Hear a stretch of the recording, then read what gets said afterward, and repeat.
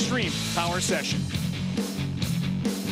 My procedure as I prepare to brake for a 310+ mile an hour run is I'm trying to really gauge the finish line. So I want to have a good presence of mind, and I don't want to apply the parachute at the finish line. If you do that, you've already traveled 200-300 feet before the parachute actually applies. So what I'm doing is I want my parachute mounted on my steering wheel. I've had my hands full spinning the tires, so I really don't want to take one of my hands off the wheel to reach over to the body where some of the drivers have them mounted. So I'm applying my primary parachute, I'm applying brakes, carbon fiber brakes.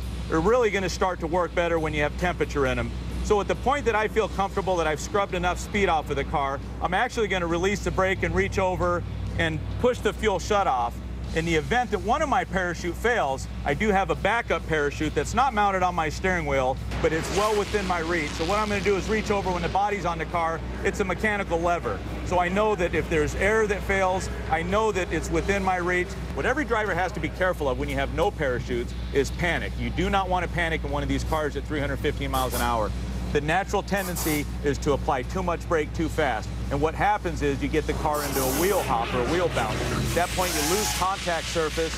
And what we're really trying to avoid by the primary parachute, the backup parachute, and all the braking systems these cars have is we do not want to end up in the sand trap.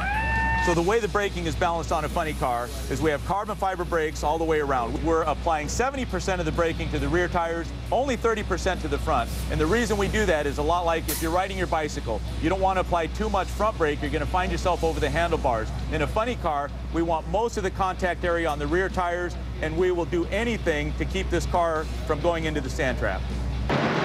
Even in extreme situations like Del Worsham had here in 2003, a driver goes through the shutdown process.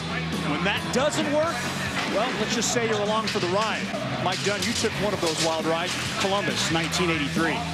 Yes, it was. Didn't have a limited amount of braking, and big fire blew the right rear tire out, and I was just trying to get that thing into the net at the finish line, at the top end. I didn't think it was going to stop it, but it was able to do so.